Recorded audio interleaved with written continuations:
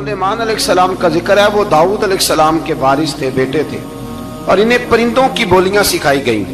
جنات اور انسانوں کے لشکر کا ایک فوجی ڈسپلن کے ساتھ ان کے پاس حاضر رہتے تھے۔ وہ جو ان کا لشکر تھا نا، اس میں انسان بھی تھے، جن بھی تھے، اور اس کے اندر پرندے بھی تھے۔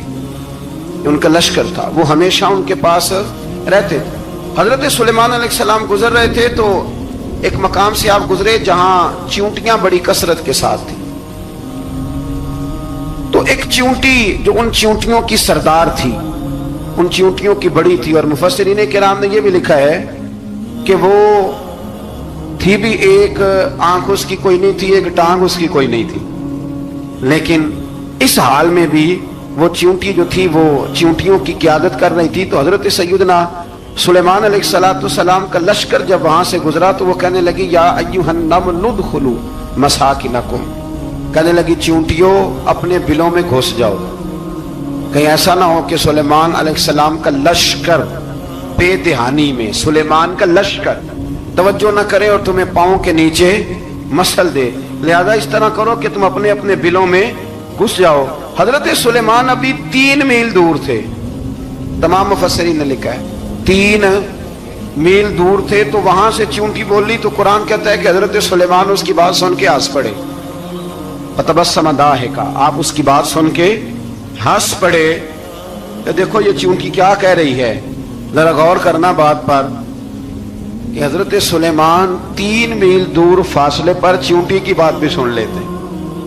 مولوی نے قرآن کی آیت پکی یاد کر لی، انا بشر مثلکم، کہتا ہے حضور نے کہا میں تمہاری طرح کا بشر ہوں، نبی ہماری طرح ہوتے ہیں جی، تو وہ تو 3 میل دور چیونٹی کی آواز سن لیتے تھے، اس کے کان میں چیونٹی رکھو بلا، اسے کہو کہ بتا بلا کیا کہتی ہے، وہ جو بتائے گا پھر دوڑ لگا دے گا شاید، کان میں رکھو اس کو، کہو بتا چیونٹی کیا کہتی۔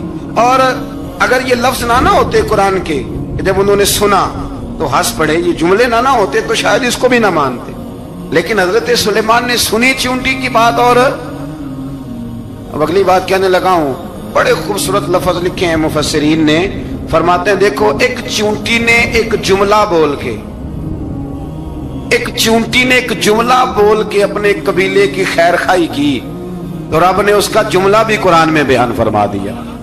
تو جو ساری زندگی لوگوں کو جملے بول بول کے کہے رب رسول کی طرف آ جاؤ، تو اللہ قیامت میں اس کی بات کو قائم نہیں فرمائے گا۔ جو بھی کسی کی خیر خواہی کرے وہ ایک جملہ بول کے کرے، اور ہو بھی چیونٹی، تو اگر اللہ اس کا ذکر قرآن میں باقی رکھتا ہے تو میں اور آپ اگر کسی کی خیر خواہی کریں گے تو انشاءاللہ ذکر باقی رہے گا۔ شرط یہ ہے کہ کریں خیر خواہی، خیر خواہی کرو کسی کی، ایک جملہ بول کے بھی کرو، چیونٹی بھی ہو تو اللہ قرآن میں ذکر باقی فرما دیتا ہے۔ تو اللہ تبارک و تعالیٰ نے اس بات کا ذکر قرآن مجید میں فرمایا، اس پر کئی کچھ لکھا ہے۔ اسی طرح سے ایک بات اور لکھی ہے ہمارے مفسرین نے کہ حضرت سلیمان ایک دن اسی طرح نکلے، قحط پڑ گیا تھا، بارش نہیں ہوتی تھی، تو حضرت سلیمان باہر میدان میں نکلے دعا کرنے کے لیے، خشک سالی تھی، تو جب آپ گئے تو ایک چیونٹی اپنے پر پھیلا کے دعا مانگ رہی تھی، تو رب کریم نے فرمایا سلیمان آپ واپس چلے جائیں، بارش آ جائے گی پر آئے گی چیونٹی کی دعا پہ۔ تو حضرت سلیمان نے عرض کی مولا میں بھی تو اتنا لشکر لے کے آیا ہوں نا، تو چلو ہمیں بھی دعا کر لینے دے، تو چیونٹی کی دعا پہ برسا دینا پر دعا کر لینے دے۔ فرمایا نہیں آپ واپس جائیں، دعا نہ مانگے۔ یا اللہ کیوں؟ فرمایا چیونٹی کا دل ٹوٹ جائے گا، وہ تو کہے گی کہ یہ سلیمان کے لشکر دعا پہ پھر بارش آئی ہے، تو آپ نہ کریں تاکہ اس کے دل میں یہ بات رہے کہ نہیں میرے رب نے میری دعا پہ بارش فرمائی ہے۔ آپ جائیں، آج بارش آئے گی پر آئے گی چیونٹی کی دعا پہ۔ تو جو چیونٹی بارش کی دعا کرے قوم کے لیے، اللہ اگر اس کا ذکر قائم رکھتا ہے تو جو اپنی قوم کے لیے ہدایت کی دعا کرے، اور کبھی کبھی گردن چکا کے دیکھا کرو کہ دل میں رسول اللہ کی امت کا درد کتنا ہے۔ اگر کہیں حضور کی امت کا درد ہے تو پھر انشاءاللہ ذکر قیامت تک باقی رہے گا، پھر انشاءاللہ قیامت تک آنے والی نسلیں بھی آپ کا ذکر کرے گی اگر حضور کی امت کا درد سینے میں موجود ہے۔ اسی طرح سے پھر حضرت سلیمان کے لشکر میں نا ایک ہدہد نامی پرندہ بھی تھا، لشکر کا کارکن تھا پرندہ، ہدہد غائب تھا۔ تو حضرت سلیمان کہنے لگا کدھر گیا وہ ہدہد، نظر نہ آج آیا، سخت سزا دوں گا، یہاں تو کوئی اچھی خبر لائے گا۔ چونکہ وہ ہدہد پرندہ جاتا تھا تو خبریں لا کے دیتا تھا، ورنہ سزا دوں گا، اتنی دیر میں ہدہد بھی آ گیا۔ تو یہ پرندے جو کارکن ہوتے ہیں بڑے سیانے ہوتے ہیں، کبھی بندہ ناراض ہو تو صحیح خبریں لے آتے ہیں، تو صحیح خبر لے کے آ گیا۔ آتے ہی آ کے بیٹھا تو اس نے حضرت سلیمان علیہ السلام نے کہا کہاں تھے؟ عرض کرنے لگا حضور میں ملک سبا گیا تھا، وہاں ایک عورت حکمرانی کرتی ہے، اس کا نام بلقیس ہے، بہت بڑے تخت پہ بیٹھتی ہے، 80 گز اس کا تخت لمبا ہے، 40 گز چوڑا ہے، اور شاید 80 من کے 80 ٹن اس کا وزن ہے۔ تو حضور وہ سورج کو پوچھتے ہیں۔ حضرت سلیمان نے فوراً خط لکھا، فرمایا جا کے اسے میرا خط دے دو کہ یہاں تو کلمہ پڑھ کے ہماری فرما بردار بن جائے، ورنہ تیار ہو جائے، جو اللہ کے غیر کو پوچھتے ہیں ہم ان کے خلاف جنگ کریں گے۔ وہ جب لے کے گئے نا خط، یہ حدود گیا تو وہ میٹنگ کر رہی تھی، اس کے وزیر مشیر سارے بیٹھے تھے، اس نے جا کے خط پھینک دیا ملکہ بلقیس کی جھولی میں۔ اس نے خط پڑھا تو ڈر گئی، وزیروں کو بلایا۔ حضرت سلیمان، قرآن کہتا ہے حضرت سلیمان نے کہا تھا خط پھینک کے نا تو سائڈ پہ ہو کے سننا وہ کیا کہتا۔ بندوں کے لیے منع ہے، پرندوں کے لیے جائز ہے۔ بندوں کے لیے منع ہے سائڈ پہ ہو کے سننا، ہاں جس کی جاسوسی کی ڈیوٹی ہو، کفر کی جاسوسی، اس بندے کے لیے بھی جائز ہے۔ تو یہاں ایک تو وہ پرندے تھے، دوسرا کفر کی جاسوسی کر رہے تھے، سائڈ پہ ہو کے سننے لگے۔ تو ملکہ بلقیس کہنے لگی اب کیا کرنا ہے، یہ خط آیا ہے۔ وہ کہنے لگے ہم تیار ہیں، آپ حکم کریں، ہم لڑنے کو تیار ہیں، لڑیں گے۔ وہ کہنے لگی نہیں، تیزی نہ دکھاؤ۔ قرآن مجید کہتا ہے کہ وہ کہنے لگی جب لڑائیاں ہوتی ہیں تو شہر تباہ ہوتے ہیں، ملک کھنڈر بن جاتے ہیں، لڑائی مسئلے کا حل نہیں ہے۔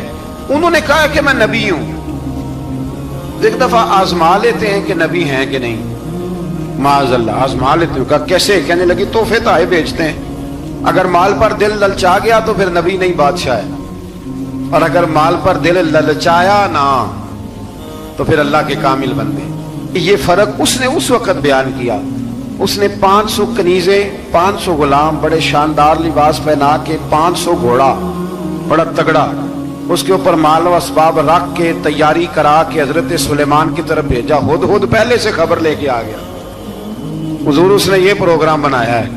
وہ جب آیا سارا کچھ تو حضرت سلیمان دیکھ کے جلال میں آ گئے، فرمانے لگے اسے جا کے کہہ دو تو مجھے کیا تحفے بھیجے گی، میرے رب نے مجھے مالا مال فرمایا ہوا ہے، نے مالا مال کیا میرے مالک نے، جا اسے جا کے کہہ تو کیا تحفے دے گی۔ جب رب دیتا ہے تو پھر کوئی کمی نہ وہ نہیں چھوڑتا۔ بندے کیا دے سکتے ہیں، بندے تو بیچارے 10 دے کے تو 10 دن ان کی آنکھیں نہیں کھلتی۔ فرمایا مجھے اللہ نے جو دیا ہے کیا بات ہے اس کے دینے کی؟ تو فرمایا اسے کہو یا فرما بردار ہو کے آ جائے یا جنگ کے لیے تیار ہو جائے، ہم اسے اس کے شہر سے ذلیل کر کے نکال دیں گے۔ اس نے جا کے جب پیغام دیا تو اور ان لوگوں نے بھی آ کے بتایا کہ وہاں تو ہم عجیب منظر دیکھ کے آئے ہیں کہ جانور بھی ہاتھ باندھے کھڑے ہیں، وہاں تو جنات، سرکش جنات کھڑے ہیں۔ وہ بادشاہ نہیں، وہ نبی ہیں، وہ جو 500 غلام اور 500 کنیزیں گئی تھی، حوال سنایا آ کے۔ تو ملکہ بلقیس نے پھر خط لکھا کہ میں فرما بردار ہو کے آ رہی ہوں۔ مانا کیا ہے، میں کلمہ پڑھنے کے لیے آ رہی ہوں۔ تو حضرت سلیمان نے کہا بھئی اب اس طرح کرو، ذرا فرش بچھاؤ۔ انہوں نے فرش بچھایا، اس طرح کا کہ اوپر فرش تھا، نیچے مچھلیاں تیر رہی، لگ رہا تھا دریا ہے۔ ڈیوٹی لگا دی، جنات نے بچھا دیا۔ ادھر حضرت سیدنا سلیمان فرمانے لگے اب چونکہ مان کے آ رہی ہے تو اسے اپنی نبوت کی علامتیں بھی دکھانی ہیں۔ اس نے تخت بڑا شاندار بنوایا تھا، اور خواتین میں جو عادتیں خواتین والی ہوتی ہیں وہ جاتی نہیں، وہ 7 کمروں میں نا پیچھے اپنا تخت رکھ کے تو 7 دروازے بند کر کے آئی۔ اس زمانے میں ایک رواج تھا، وہ زلیخا نے بھی 7 دروازے مکفل کے، ایک رواج تھا، ایک کمرہ، پھر کمرے کے پیچھے کمرہ، پھر اس کے پیچھے کمرہ، پھر اس کے پیچھے کمرہ، اور اس کو بڑے موٹے تالے لگائے جاتے تھے، اور فلسفہ یہ تھا کہ ایک تالا توڑے گا کوئی تو جب تک سپاہی آ جائیں گے، اور اگر اس کے توڑنے تک نہ آئے تو دوسرے کے توڑنے تک آ جائیں گے، اور اس کے توڑنے تک نہ آئے تو 7ویں تک تو آ جائیں گے۔ یہ ان لوگوں کا نفسیاتی معاملہ تھا، سوچ تھی۔ 7 کمروں میں مکفل کر کے نہ وہ نکلی تو حضرت سلیمان علیہ السلام کہنے لگے بھئی مجھے اس کا تخت چاہیے اس کے آنے سے پہلے۔ اس کے آنے سے اس واقعے کی کیا ضرورت تھی قرآن پاک میں؟ یہ کیا حاجت تھی یہ تخت والی ساری بات قرآن نے کیوں بیان کی؟ پوچھیں آپ اپنے دل سے بھی اور انکار کرنے والے منکرین سے بھی، اس کی کیا ضرورت تھی؟ وہ جو کہتے ہیں جی ولی کی کرامت کی کیا ضرورت ہے، سیدھی سیدھی نماز پڑھو، روزہ رکھو، حج کرو، زکوٰۃ دو، تو پوچھو ان سے ایک سورت نمل کے اندر اس ساری تفصیل کی کیا ضرورت تھی؟ ختم ہو گئی جب وہ کلمہ جو پڑھ رہی ہے، تو پھر اس سارے واقعے کو رب کیوں بیان فرماتا ہے؟ حضرت سیدنا سلیمان فرمانے لگے تخت چاہیے، اور چاہیے اس کے آنے سے پہلے قال افریت من الجن، جنوں میں سے ایک بہت بڑا جن بولا، کہنے لگا حضور آپ کا یہ تخت برخاست ہونے سے پہلے لے آؤں گا۔ یہ جو آپ میٹنگ کر رہے ہیں نا، یا فیصلے ختم، کچھ نے لکھا صبح سے شام تک میٹنگ ہوتی ہے اور اس کو آنے میں پتہ نہیں کتنے دن لگیں گے، تو میں یہ برخاست ہونے سے پہلے، اور کچھ نے کہا دی آپ شرط کیوں لگاتے ہیں کہ صبح سے شام تک ہوتی؟ اس جن نے کہا دی آپ 10 منٹ میں فارغ ہو جائیں، آپ فارغ ہوں گے تو تخت آ جائے گا۔